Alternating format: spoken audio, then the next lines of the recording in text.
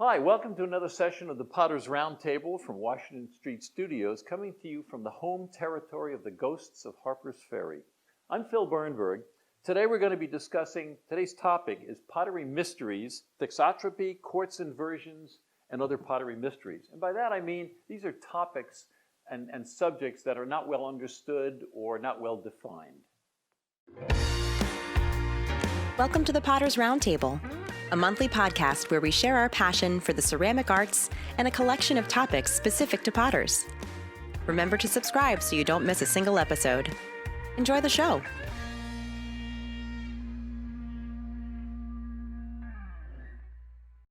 Okay, last time we were talking about the first episode of Thixotropy, Quartz Inversions, and other pottery mysteries, and we finished talking about terra sigillata.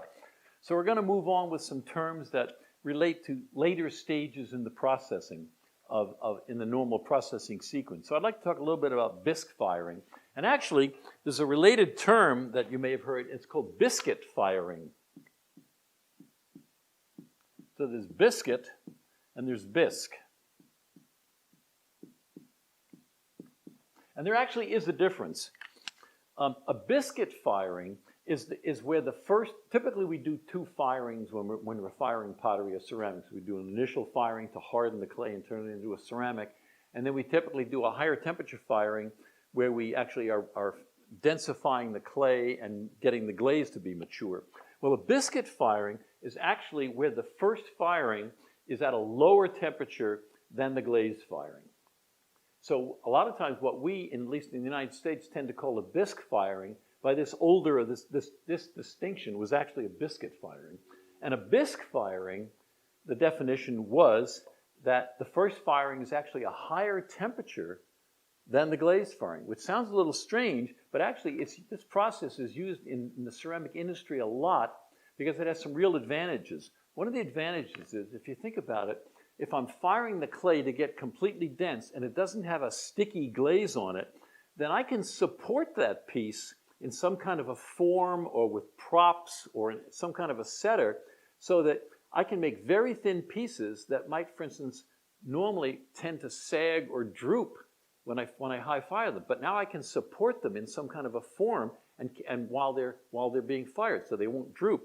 The second thing is that since we know that a lot of the defects that show up in pottery show up only after the high firing, this gives the manufacturer a chance to examine the pots after the high firing and look for defects. And he can eliminate bad pots then without having to go through the glazing process in the second firing.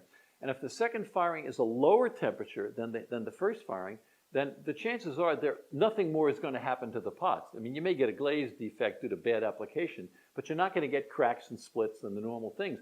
So this procedure, at least, regardless of what you call it, this procedure of having the first firing be a higher temperature is actually used a lot in the commercial ceramics industry. I'm not sure whether this distinction was originally a British terminology or not. I'm not sure where it came from. But of course, in the United States now, at least, we don't generally make this distinction. Oftentimes, if people are talking about it, we just call the first firing a bisque firing. And maybe you might specify, well, yeah, I did the bisque firing at a higher temperature or a lower temperature than the second or the glaze firing. But we generally don't. So I don't hear this terminology used a lot. But I just wanted to mention it because there is a distinction between these two, at least as originally intended. There was a distinction between biscuit and bisque firing. Okay, let's talk. Next term I wanted to talk about is flux. And the general definition of a flux is a material that's added to something else to make it, to lower the melting point. And for pottery, the main application we have of this is, especially for glazes, fluxes are added to lower the melting point of silica. Just about all of our clays and our glazes, one of the major constituents is silica. Remember, silica is SiO2, silicon dioxide, silica. And the problem is that silica by itself melts at over 3,000 degrees Fahrenheit, which is way beyond the ability of at least our pottery kilns to reach that temperature. And our glazes, in fact, particularly, are based on silica. So fluxes are actually used in glazes as well as in clay bodies to help the materials melt. In glazes, we want to get complete melting of the glaze. So we have to add enough flux to the silica, which is most of what the glaze is made of, so that the whole mixture will melt. Now, also as a side effect, in addition to the fluxes causing the melting or helping with the melting of the silica, they also affect other properties. So the choice of flux, for example, can affect the colors and a lot of other properties of the glaze in addition to providing the melting. And like with a lot of things in pottery, everything affects everything else. So this is particularly true of the choice of a flux. And in clay bodies, actually, we also include fluxes in clay bodies because we want, in this case, we want to get partial melting of the clay bodies. We're going to talk about this a little bit more in the next definition. But so glazes, we have enough flux to completely melt the glaze. And in clay bodies, we have enough flux or fluxes to partially melt the clay. We don't want it to melt so much that it starts to droop and sag or turn into a puddle, but we want, but as we'll talk about, the flux helps the clay get dense. So the next term that that follows on from that, from the flux term, is vitrification.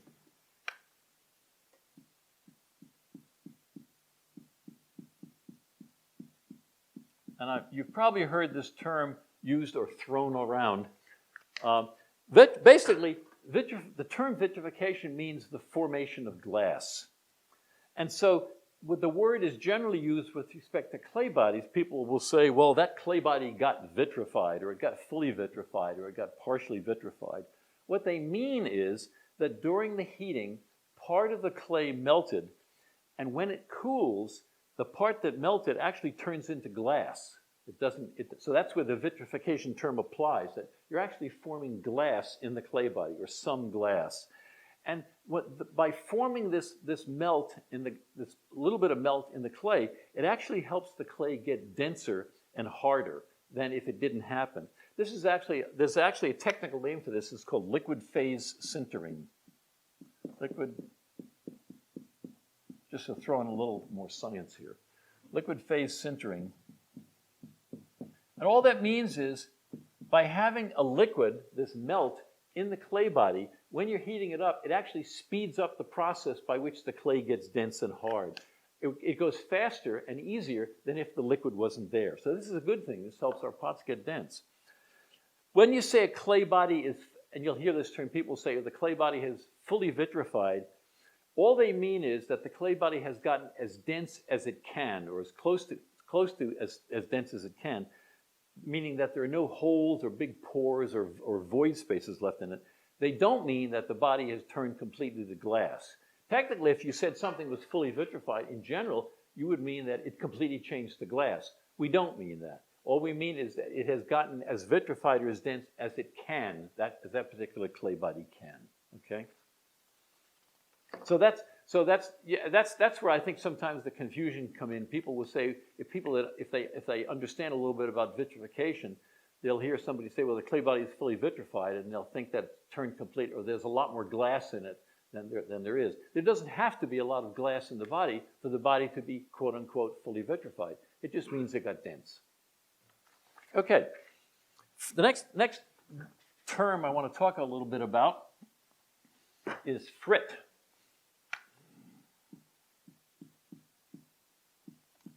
Frit is a manufactured product. It's commercially made, and it's basically a powdered glass, but it's a powdered glass that can be made with a very specific composition.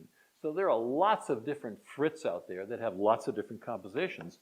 And Frits are used a lot in industry, ceramic industry, mainly because they're very reproducible. They can, if they want a certain ingredient for a glaze or a clay body, and they buy one of these manufactured Frits, it's always going to be the same composition. The problem with using naturally occurring materials like a mineral is, if you have an ore deposit or a mineral deposit in the ground, even though you might say, well, it's all feldspar or it's all spodumene or something, that doesn't mean that the composition can't change quite a bit from one part of the deposit to another. So that as the mine is working and digging up the material, over a period of time, the composition might actually change enough that it could change the way it works. So, and of course, industry that's making hundreds of thousands or millions of objects, they can't stand, that would drive them crazy. They want to set up a production process and then just run it and not have to worry about changes on the fly. So they like really standard materials that don't change. So this is one of the reasons why they love Frits, because even though it's more expensive maybe than just buying the naturally mined product, it's more reproducible over a long period of time. But they also, again, they're more expensive. In pottery, the main place that we use Frits are as fluxes or low melting ingredient in earthenware and cone 6 glazes. They're generally not required in cone 10 glazes because there are a lot of other fluxes that we can use when we get to the higher cone 10 temperatures that become active. So we generally don't need something that will melt at that much of a lower temperature. Some Frits, as a matter of fact, are essentially earthenware glazes by themselves.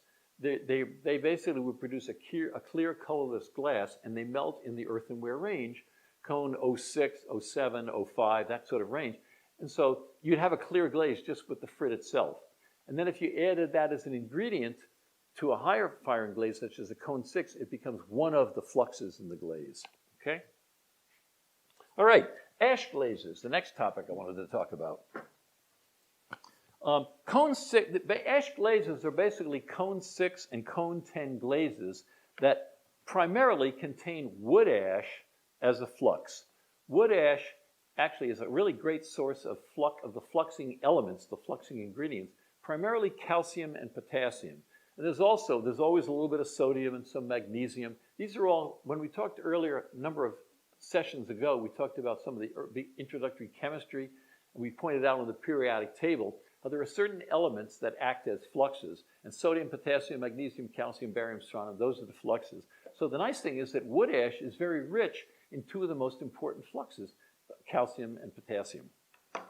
So, and ash glazes, the reason why people like them or talking about them as a separate category is they have two unique characteristics. They all tend to be very runny, but they also, when they melt, they don't just melt and form like a sheet of melt. They tend to form strings, or what are called rivulets, that flow down the surface of a pot. And I've got a good example here.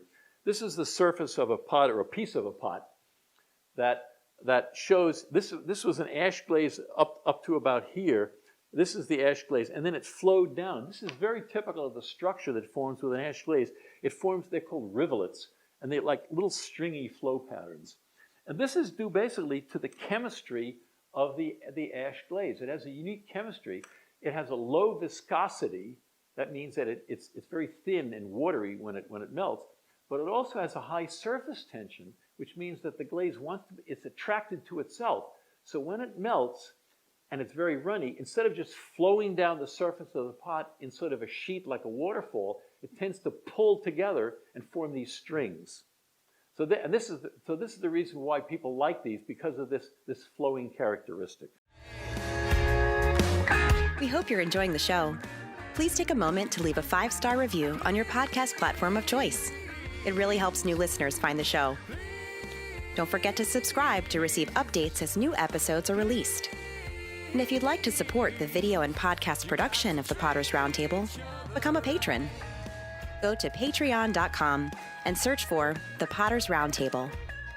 Your support will help us achieve our goal of creating a digital library spanning the ceramic arts for use by educators and artists alike.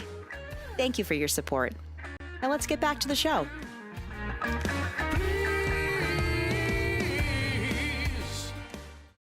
And there are two types of ash glazes. There are true ash glazes that actually contain ash, and it generally is wood ash. Different ashes contain different ingredients, and for instance, other kinds of ashes from other kinds of plants, such as grass, don't contain fluxes as much. So when we're talking about ash glazes, we generally mean some kind of wood ash. And the second kind are what are called fake ash glazes, and these are ash glazes that actually don't contain any ash, but by mixing the proper combination of ingredients, the proper oxides and raw materials, you can create the same composition as if it had an ash in it, and therefore they behave the same. So very often, if you look at a fired fake ash glaze, you would never know that it didn't actually have ash in it, because it behaves the same.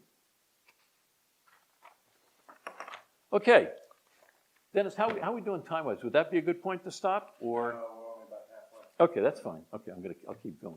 Okay, so the next term I'd like to talk about, we're going to go back and return to talking about clay a little bit, and that's flocculation. This is a term that's really misunderstood, besides being misspelled. Flocculation. What this refers to is the clumping up of clay particles in water. Basically that simple. And in glazes, we actually want flocculation. A lot of glazes contain clay as an ingredient. So for glazes, we actually want flocculation of the clay that's in the glaze ingredients. Because what we mean by that is when you flocculate a glaze or you flocculate the clay particles, you create a certain structure of the clay particles. And I've got a model here for it. This is sort of what a flocculated clay would look like. Now again, in a glaze, the clay wouldn't be as dense and packed as this. This is like a lump of clay, so the clay is really dense and solid. But when you put the clay in water to make a glaze, it would be more like this, where the clay is kind of suspended in the water, or the particles have separated a little bit.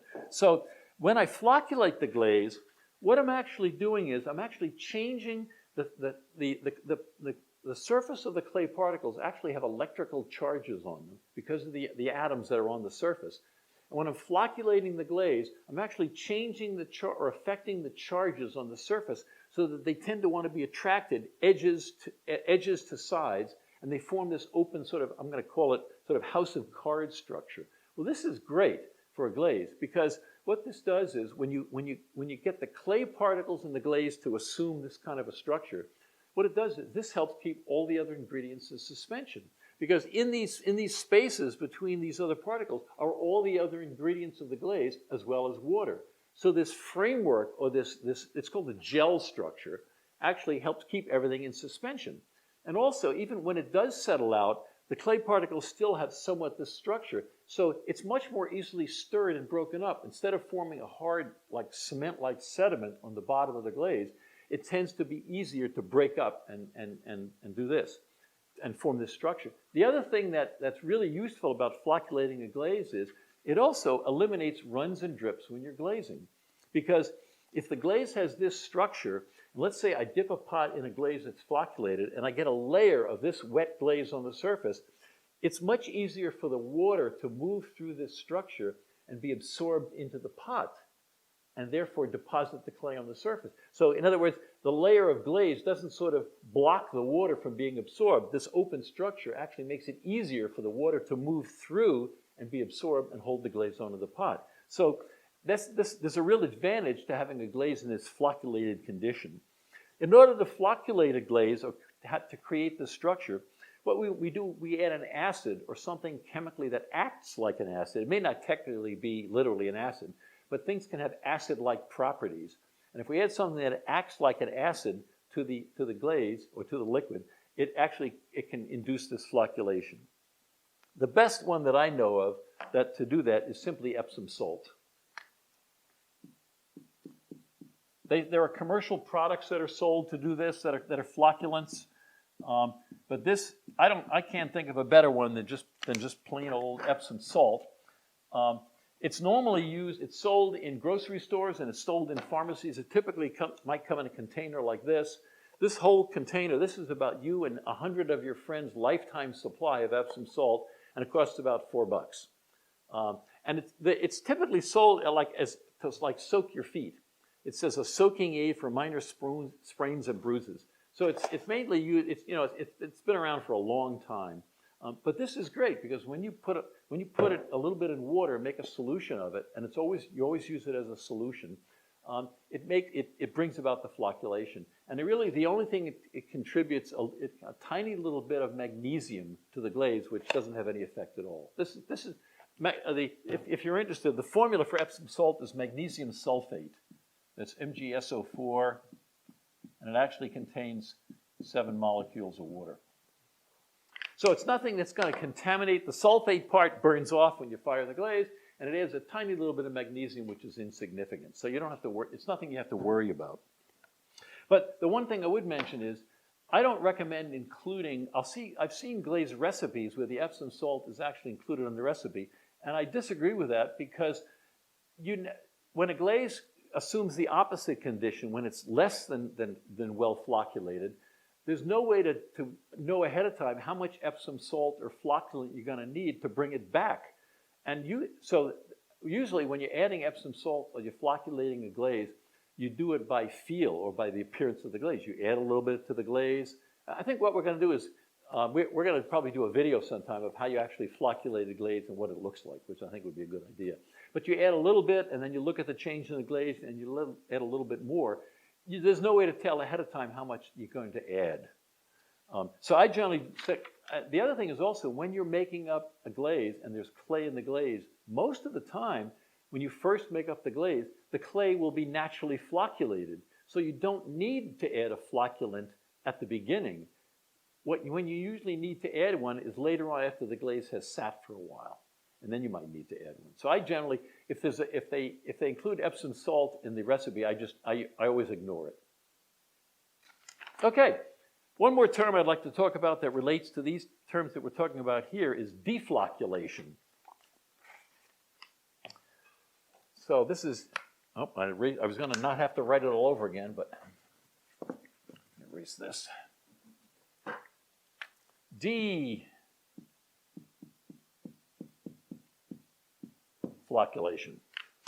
When glazes sit for, and the main way we run into this is with glazes. When glazes sit for a while, there are certain ingredients in the glaze that can reverse the flocculation effect and cause what's called deflocculation.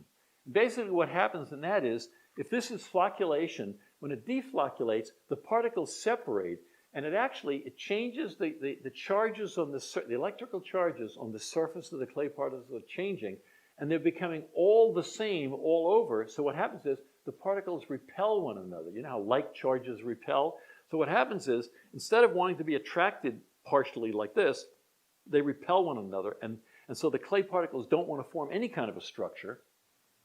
And so in a glaze, what would happen would be this structure would break up, and then the glaze would tend to settle out because I don't have this holding the particles up anymore.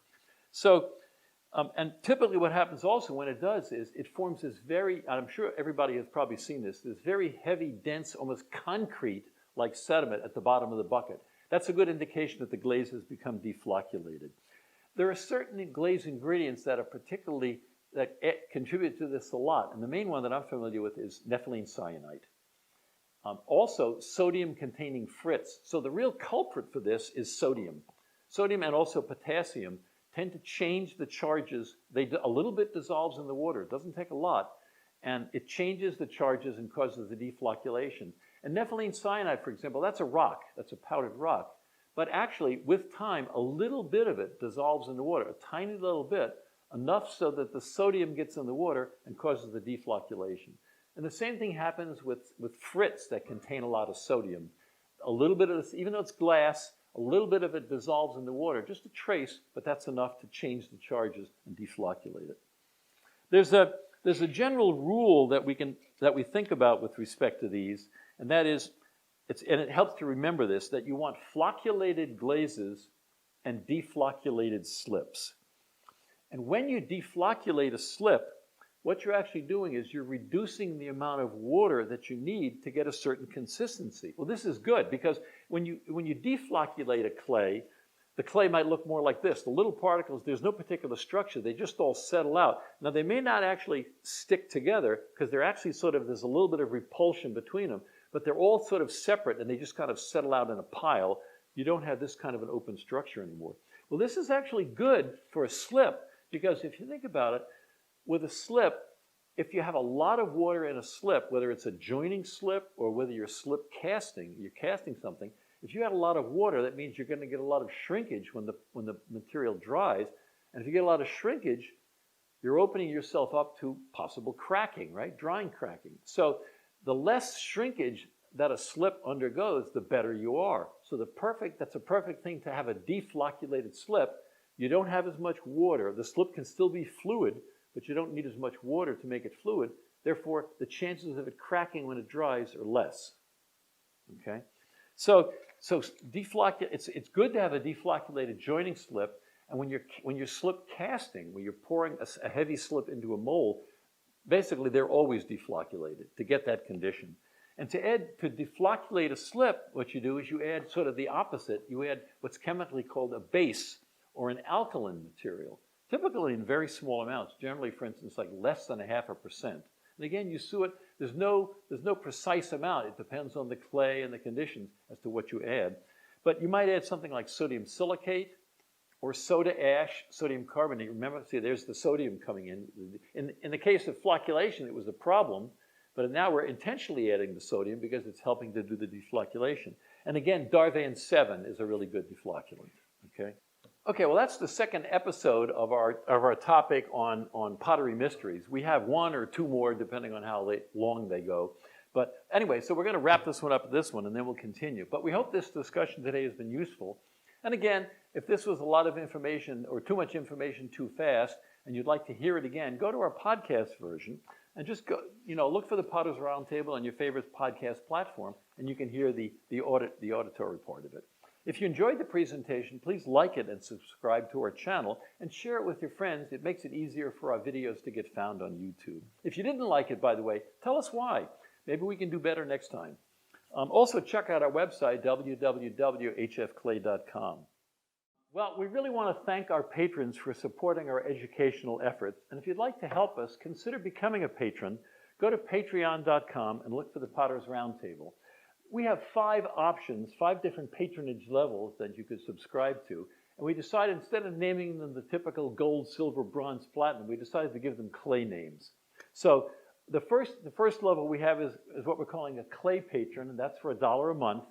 And in exchange, you get recognition on our patron appreciation page in all of our videos. The second level that we have, we're calling a Bisc level, which is $5 a month. And again, you get the recognition, plus you get a Potter's Roundtable sticker that you can put on your laptop or wherever you like, or on your forehead. Looks like this. The third level that we have is called the Earthenware level. That's $10 a month. You get all the previous benefits, plus you get a transcript of any available episode that we have every month, a transcript of the presentations. The stoneware level is the next one. That's for $20 a month. You get all the previous benefits, plus you get one of our Potter's Roundtable t-shirts that looks like this. And the final level that we have is what we're calling the porcelain patron level, which is for $50 a month. And again, you get all the previous benefits. You also get a handmade by Dennis, one of our founding members here, a handmade Potter's Roundtable mug. So we'd appreciate any kind of support you can provide. The next topic in the series is going to be a continuation of this same topic with the pottery mysteries. And we want to thank you today for visiting with us. The Potter's Roundtable is brought to you by Washington Street Studios and our patrons. If you enjoy the show, please subscribe, give us a 5-star review, and tell your friends. If you want to learn more about Washington Street Studios and shared studio memberships, please visit our website at www.hfclay.com. Thank you, and we'll see you again next time on the Potter's Roundtable.